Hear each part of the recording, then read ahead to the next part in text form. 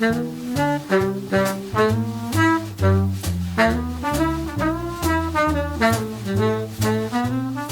know, I just don't like to sit around, and that's why I started this conversations with colleagues, because I wanted to be doing something while I was waiting for the phone to ring. And many years ago, I had the same thing about a theater. I said, I'm going to start a theater.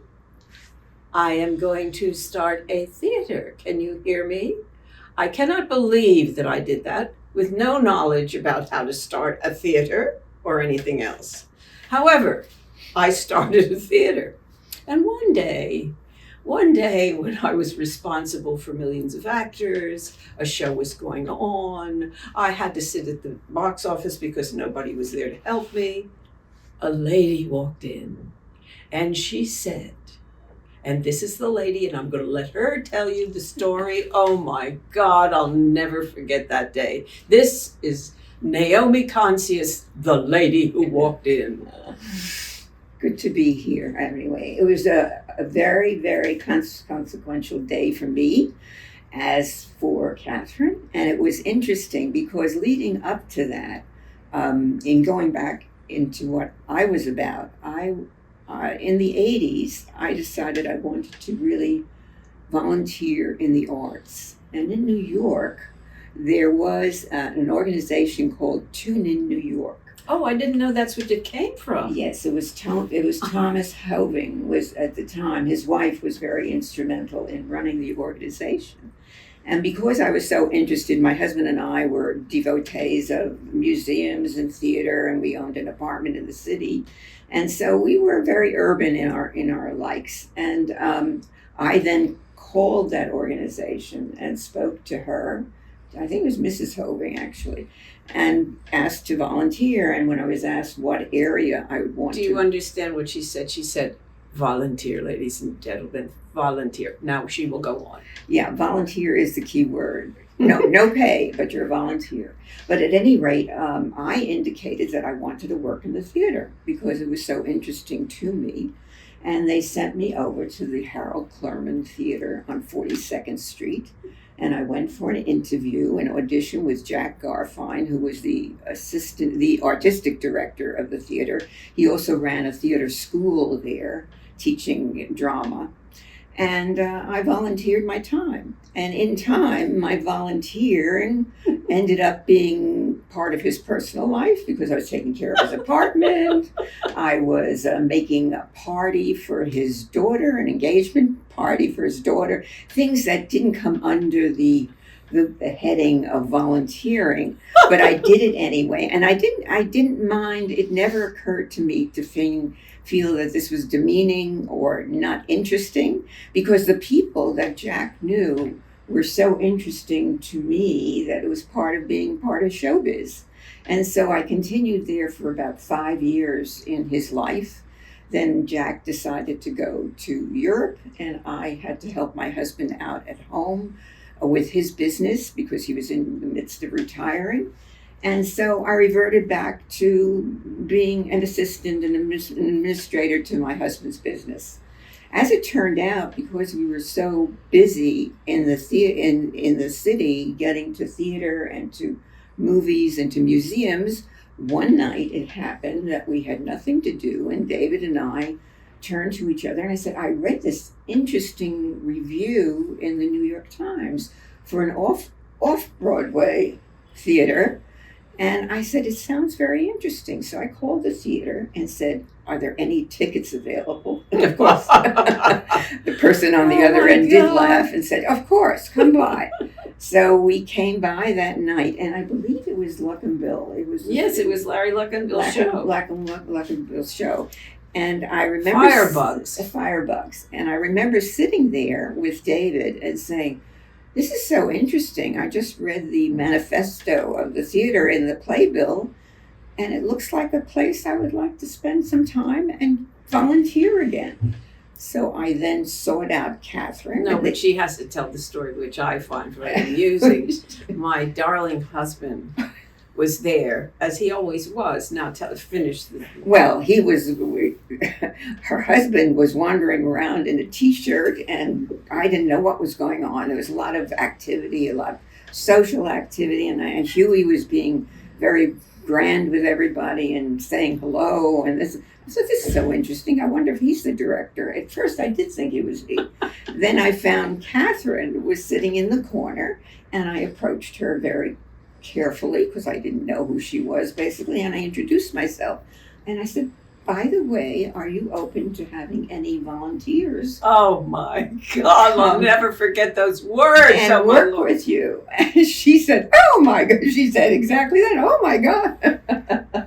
And I said, I'll give you my curriculum vitae, in other words, my resume, and I'll let you decide whether you can use me or not. And of course, she did.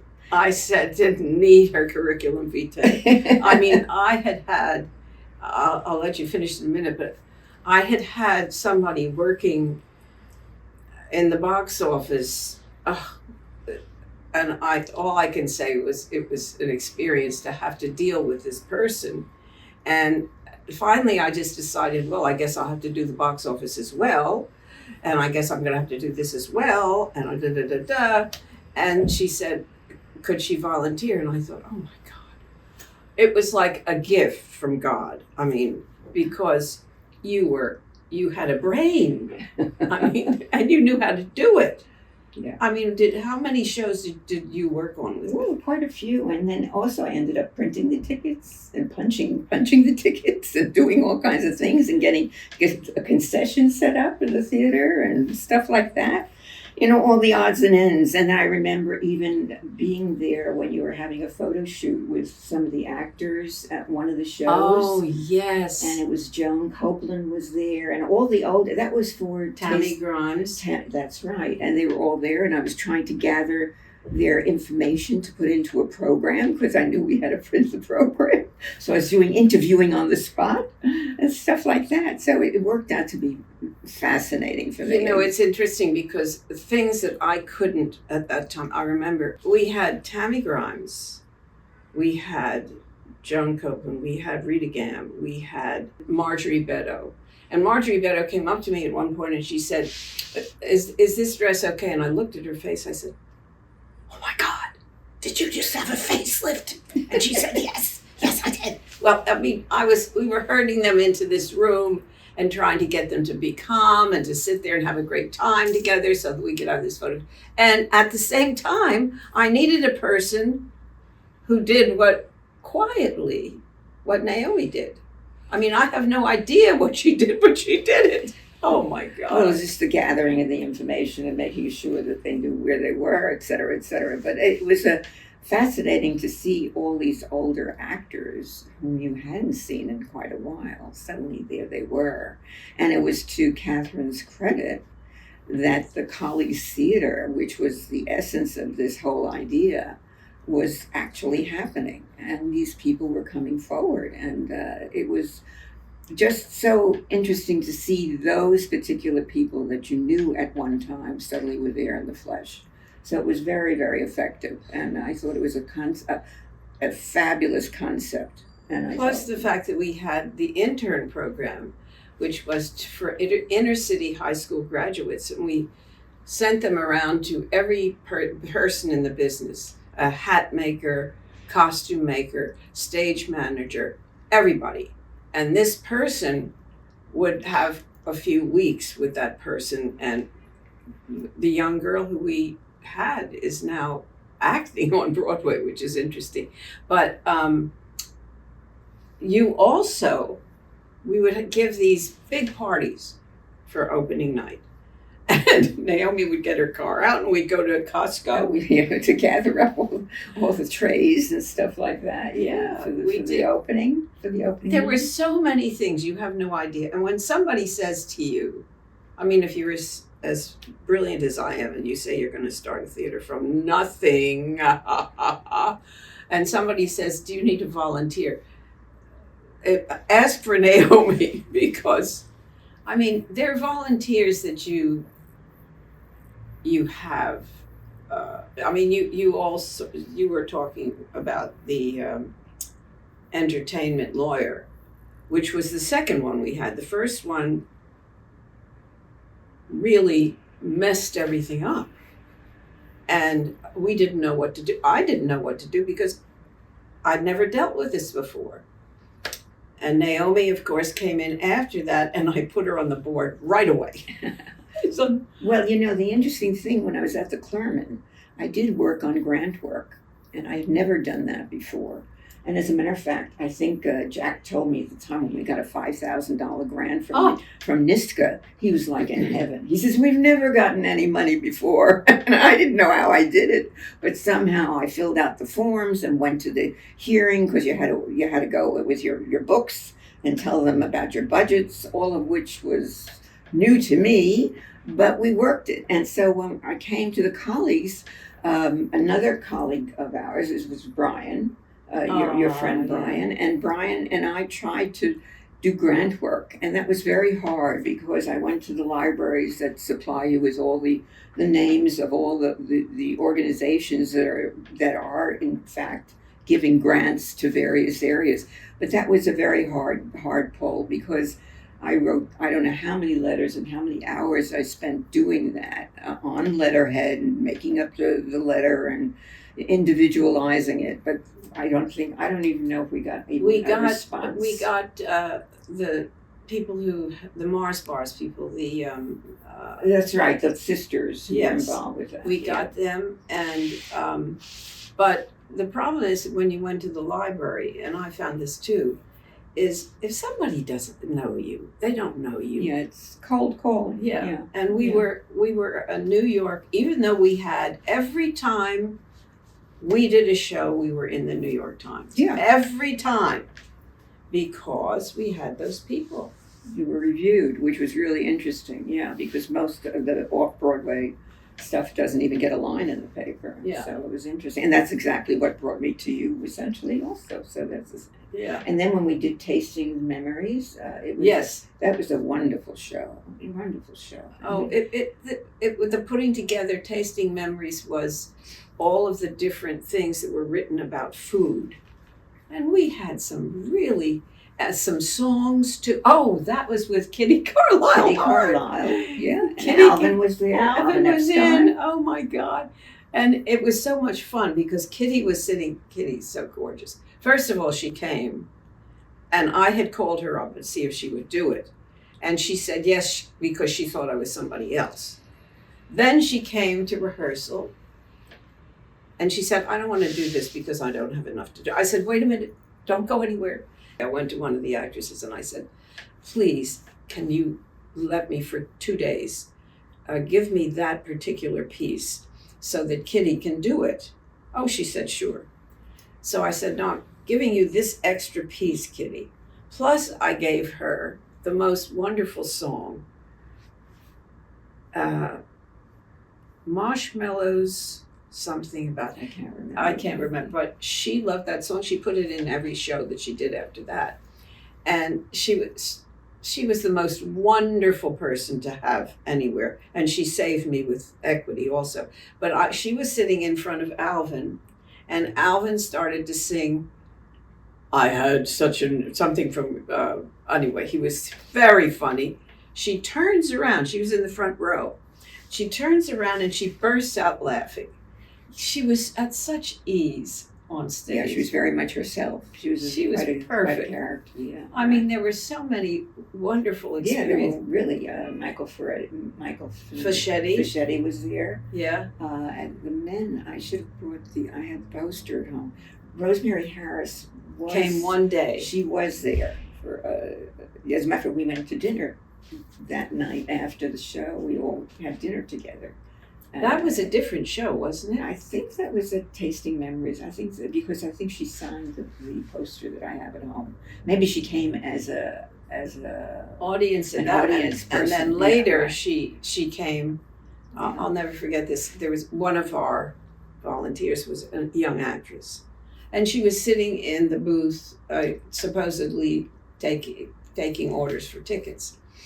And Rosemary came in and she started to work on the piece that she was going to do with this extraordinary voice. I mean, it wasn't singing. She just had a voice that could go through. Blah, blah, blah, blah. And when she left, the girl said, "Who was that?" And I said, you've got to learn very quickly who these people are. She's one of the greatest actresses in the English theater. That's Rosemary Harris. But she was lovely, and she did go to dinner with us for I another remember, thing. and David was there. My husband was there too that night. That made a very big impression. And also Dina Merrill. Oh, Dina was there. Dina Oh, yeah. Merrill. And that was another party we were all at. And I remember that was a party you threw, I think it was at Joan Copeland's apartment. Oh, We had a big party. It was so interesting. And my husband was standing there talking politics to Dina Merrill. And I'm thinking to myself, oh my gosh, she's a staunch Republican type. And I'm thinking, I hope he's not saying things that would be unsayable or something. You know, it was a very nice atmosphere. And that everybody, that was another thing about all these actors. Because the community can be so encompassing and has so many people who've been in the business for so long, it's so lovely to see the warmth that is generated, even on the most simplest levels, whether you're an actor or not. The feeling of being inclusive was very much a part that I felt, because I indeed was a volunteer. I was not an actor, but it was nice to be part of that community. Very, very worthwhile. Very worthwhile. Joan Copeland said we could use her apartment, and I always called it Versailles. There were windows that went from this floor to the ceiling in this gorgeous, I mean, it was so beautiful. And she had a grand piano in the living room. And I remember Rosemary was sitting on the floor at one point talking to people. I mean, everybody was having a great, great time. And I really thought the same thing that you did, that it was just such a pleasure, because we had the best. Mm-hmm. And I knew, this is the other thing that was so wonderful having you, I know how to entice wonderful people, as you can see, as all the rest of the people that I've interviewed. I know how to get people to talk and be involved with me, but I don't know how to raise money. I don't know how to do the business part of it. And I remember my brother, who knows how to do everything like that, he raised money in Maine. In a month, he raised a few $1 million. I mean, if I had been able to do that, the theater would still be running. But I was more an artistic person. I could pick the plays. We discussed the plays when we picked them. Yeah. We discussed who we would We have. did it as a small community also. It became an effect for everyone who's involved to add to it or add on to it. The tasting memories particularly, I remember there were certain areas that hadn't been defined yet, but in working with the group, things evolved and it became a very professional. It was a wonderful, that was a great show. Yeah. And there were other shows that I really enjoyed doing. Some of them, like Tony Mottola, Mottola was a Don Don and Amendolia. Amendolia, right? He directed it. Yeah, But he directed- also he was in the show with Right. Larry, that you saw, Firebugs. Oh, he was in that. Yeah. Luckenbill. He was in that show. He was a wonderful actor. I did I did a show with him off Broadway. And as soon as we started to think of who could be a director, I thought of him immediately. So he became a director, he became an actor. I mean, it was really fun. So that's what this is all about for me. But to have somebody that you can call up and say, listen, what should I do about this? And I do that with Naomi a lot, because we've been friends now since that we've been Since friends. the 80s. Yeah. And certain things may come up and I'll say, well, what do you think about such and such? And she will give me her point of view. It's like having a board meeting, which we would have a board meeting. And dear Brian, maybe we'll get Brian to talk. Brian tried so hard to get us money, but as you said. Yeah, we were working on that. We went to a class to determine how to go about doing that. And Really? You did that? Yeah, you had paid for it. The theater paid for it. It was a 2-day symposium, I think, to learn how to write grants and how to make things happen. we went through that whole process, but it's a very difficult. Yeah, but very it's difficult. like with my brother who has raised this enormous amount of money for the Bay Chamber concerts in Maine. He knows those people, all of those people, and it's really fantastic because they want to be a part of it. Now, we were beginning to get people who wanted to be a part of it, but one of the ladies who had a very, very big store in New York City, she got tickets on, what is that name of that? That's the thing that you get free tickets. Audience extras. Yeah, audience extras. The thing that discouraged me was when somebody realized that we had a theater that needed money and they went to audience extras to get tickets. And when you came and you called him, find out if there were any seats. This is how it worked. We would be able to do 24 performances. And the New York Times would come usually the 20th performance. And they would give it a rave. From 20, 21, 22, and 23, people were dying to get in. And they'd get mad at me saying, I've done so much for you, da da da da da, and you should have let me da da da. Perform. It was unbelievable. The beginning, you couldn't get people to come if you dragged them in there. And it was very hard. And I don't think, I think when I said I don't like to sit around doing nothing, that was such a lesson for me. Because, well, in the business, as you well know, I've said this so many times when we started, really working together, you need very deep pockets to make this work, because the theater itself is not a winning proposition. I think any Broadway producer will tell you that too.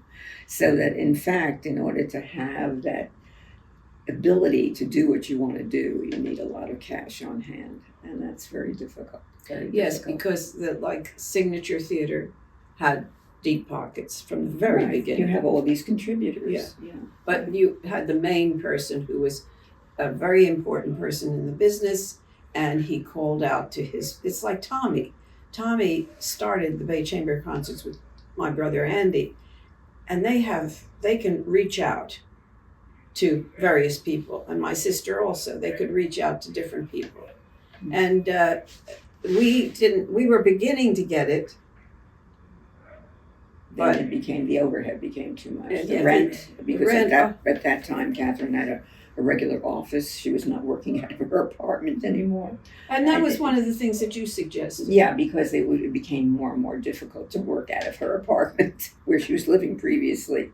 And when we did get the space, it was okay, but it cost a lot of money. It's rent that has to be paid monthly, and if you're not being subsidized, there's no way you can continue that way. So unfortunately, that was the reason we left my apartment, and I'll never forget this, was we were sending out invitations, and we had a table.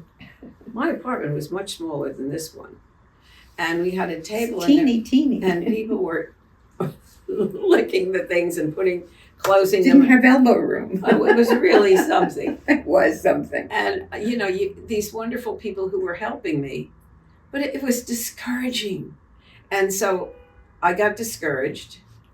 And I said I wanted to be an actress. And what I was ending up was being a producer. Not very good at it. And so we didn't cut the whole theater off. That's why this is so important. Because Conversations with Colleagues is kind of leading that further. And that's why it's so good to have you to talk about it. Because that was... When did we start? It was I was working for Jack in the mid-'80s, so with you it must have been 10 years later. I would think in the 90s or earlier than. We know each other longer, but I can't remember the exact We know dates. each other longer than the theater? No, we met because of the theater. No, obviously no, not that. But I'm saying I think it was a longer period of time. I was in sabbatical, so to speak, not doing anything when this occurred, and I discovered the Colleagues Theater. But so I can't remember the date. You probably have it somewhere, I'm sure. I'm sure I have this, Yeah, and I have yeah. some of the papers programs that have and my stuff, 501c3, and I also have our tax I should number. have brought my poster that I had from the tasting. I could Well, have held it to you. But he can get it from you Or take send a picture of it, you know, yeah. because there were some wonderful posters. The one of oh, I just remember this. You probably remember it too. Madeline of Chaillot, and it happened during September 11th. Oh, yeah. And it was when my nephew died also. He died on September 10th. September 11th happened. We had rehearsals. Right. It was really something. And we had a lesson to be learned from my point of view. It's if you get involved on an artistic venture, it is so gratifying if you're part of the scene. And it is like saying it's showbiz. It really isn't from the point of view of me not being an actor, but being involved with the people who create that artistry and create the kind of things that people come to see. It's very exciting. I still remember when I worked for Jack, one of the things that startled me was how many people he knew, as Catherine knows so many people. But one day there I am face to face with Marcel Marceau. Oh, really? And I'm speechless. He's saying he's introducing himself to me, and I'm sitting there speechless. It was kind of a reversal of roles. But there are lots of ideas, things like that happened with me. That I have a letter from Samuel Beckett on my wall, which was a result of my sending him a check for royalties that were owed. We produced the Beckett plays at Jack's at the Clermont, and as a result there were royalties to be paid, and I made out the check and I sent a note, and suddenly a note came back to me from Samuel Beckett, and I said to Jack, I'm taking this letter. He says, that's your 15 minutes of fame. And I have it hanging on my wall. But these are the memories that occur when you work with interesting people and, a volunteer or any other capacity. But nobody knows. That's the interesting thing. When she asked to be a volunteer, I knew she was volunteering, but nobody knew that she was a volunteer. They thought she was being paid. So, of course, they gave a great deal of respect to you, I believe. I remember. Yeah, I was being treated as part of the group, amongst the community. Absolutely. It was a different time, and I'm glad I did it because I learned a lot. Boy, did I learn a lot. A lot of which I've forgotten now about how to make budgets and how to do. But a lot of the budgeting things I still have ideas about. But I learned so much, and one of the things I learned is I'm not good at business. Yeah, but that wasn't the point of the exercise. The exercise was that you created this entity, which you're now extending into this kind of capacity, which I think is very worthwhile for people to hear about. Because how else would people know about these things that occurred without your going back in time, recreating some of the issues that were there at the time? I think that's important. I do too, and I also think it's kind of wonderful to be able to show people, for instance, here's a volunteer. I mean, a lot of people say, volunteer? What does that mean? What I'll have to do?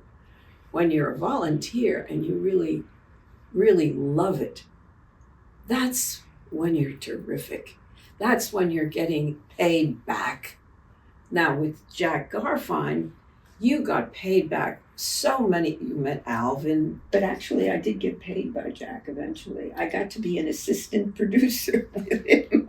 So he was giving me credits on some of the shows. Oh, thank God. And I was getting paid, but minimal wage. It wasn't the numbers that I could, but I was getting paid, which was interesting because I was even interviewed on a radio show who were following up on people who had volunteered for Tune In New York, and I became one of the success stories that they wanted. So I was on the radio telling about my experience and how I evolved into an assistant to the artistic director, and for me that was pay enough.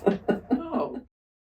one of the interesting things I had to do for Jack, which was totally unexpected again as a volunteer, was to create a screening for one of his movies that he had directed. And I don't know if he wrote, I think he did not write the book, the screenplay, but it starred Ben Gazzara, and it was and two other very well-known players in there. As a matter of fact, I can't remember their names either, but he asked me to set up a screening, and I suddenly was thrust into the situation of getting a screening room, creating the seating area, making sure the seats are put out, and then having the proper programs printed for the evening. Everything that had to do with the screening. It wasn't just, so he says, create this, make this happen. So I did, and came the night of the event. I was there, of course, and all of a sudden, before the whole thing began, before the film was going to be shown, suddenly Jack said, now go out there and introduce me. So I'm put in this position of introducing Jack Garfine, and I'm thinking to myself, oh, okay, I'll have to think for a moment. And I went out there and then gave a little précis of when the film was produced, who was starring in it, and how many years ago it was, and blah, blah, blah, whatever I could glean and remember at the time. And after it was finished, and we showed the film, and everybody was very happy to be there. And then his daughter was Blanche Baker, and she was Carol Baker's daughter. He was married to Carol Baker. And so she came over to Jack and she said, well, I got to congratulate you. You finally have someone on your staff who can speak properly. And that was my experience. And there you go, ladies and gentlemen. Call Naomi Koncius if you want to have a good volunteer. Thank you so much for doing this. Thanks for having me. It was so good. It was fun.